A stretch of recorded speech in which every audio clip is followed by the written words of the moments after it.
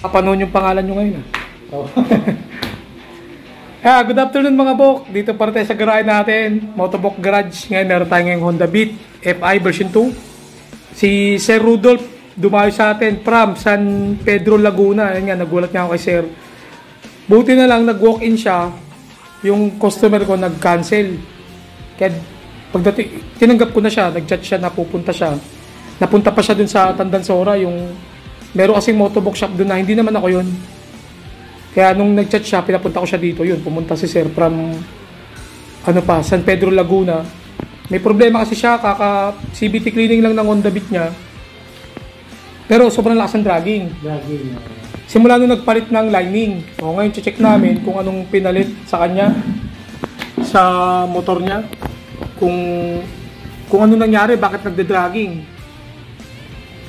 Iisa-isay natin parts by parts. Sabi ko nga kay Sir kasi mahirap din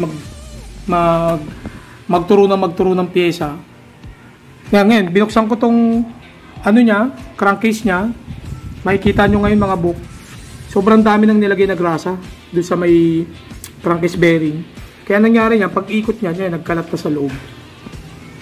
Ayan, nagkalat na. Lilinisin natin ulit yan. Kasi ito, pinapalamig pa namin ng konti. Lilinisin namin ulit. Pero, para hindi na rin malaki yung bayaran mo kung hindi naman sobrang dumi.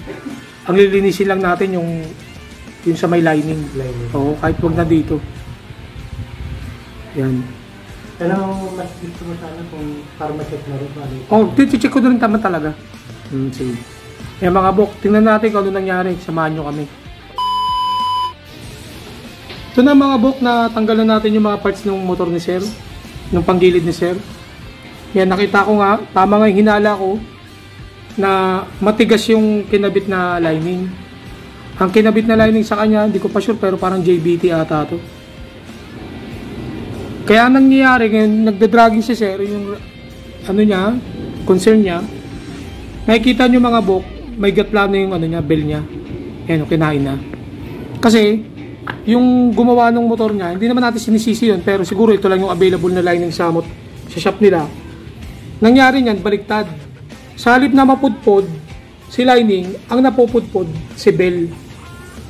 Kaya nagda-dragging si Sir dahil kinakain ni lining si bell. Grabe na yung kayo do. May gatla na. Dapat ang ginawa dito nung huling gumawa, yung mekaniko ni Sir, dapat original Honda pa rin. Dahil kasi nga yung bell, original pa rin Honda. Kasi ang dalawa na yan, bell tsaka lining, mag-asawa yan eh. Dapat kung magla-lining ka na aftermarket ka na bell. Pwede pa siguro, mag-aftermarket ka na bell, stock na lining na Honda, pwede yun. Pero kasi malambot pa rin naman yung lining ng Honda, tapos yung aftermarket na bell, may groove na, pwede yun.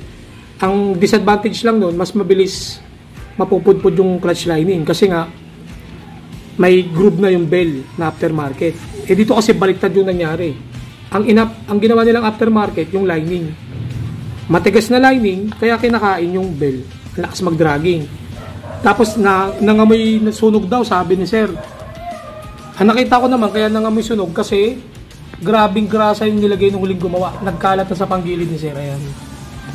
Nagkalat na. Pati dito may grasa rin. Ayan. Nagkalat na sa panggilid yung grasa.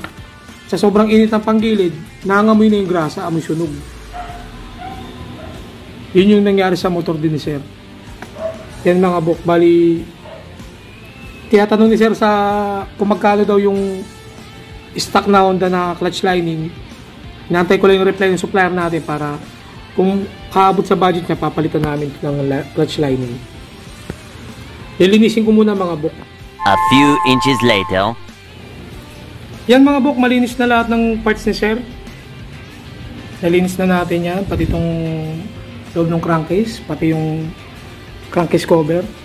Bali, magpapalit na kami ng mga oil seal sa torque drive, tsaka o-ring, slider piece, tsaka center spring. Yung clutch lining niya, hindi nagre-reply supplier ko, linggo kasi ngayon eh.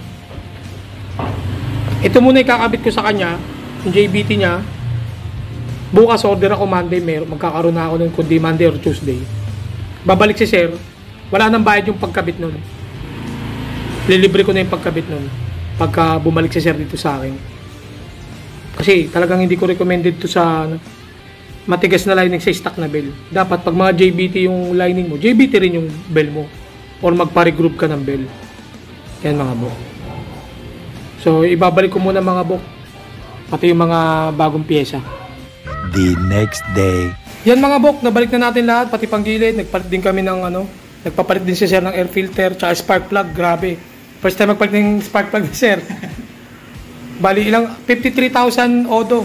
First time magpalit ng spark plug, muntik na maubos yung naka-usli na bakal dun sa spark plug. Wala na problema sa panggilid niya, yun na lang, inaantay na lang namin yung pyesa na clutch lining. Magpapalit kami clutch lining. Pero binigyan ko ng option si sir, pwede siya magpa-regroup ng bell para yung mapudpud yung JBT na lining. Magpapa-regroup siya ng bell. Yan mga bok, bali overall okay na, goods naman na. Nangamba lang si sir kasi nag-amoy sunog yung motor niya dahil yung grasa nga nagkalat. Naluto yung grasa, naamoy ni sir, natakot siya. Pero sabi ko, normal lang yung kasi nga nagkalat yung grasa. Pero overall wala nang problema. Pero babalik pa rin si sir sa atin pag nakakuha na tayo ng clutch lining na original na Honda Beat. Pakita ka to sir, okay lang? Sige, sir. Yan si Sir Rudolph from San Pedro, Laguna. Dumayo dito, Lagro, Quezon City para magpa-check ng Honda Beat niya. Okay, hanggang dito na lang mga bok. Maraming salamat.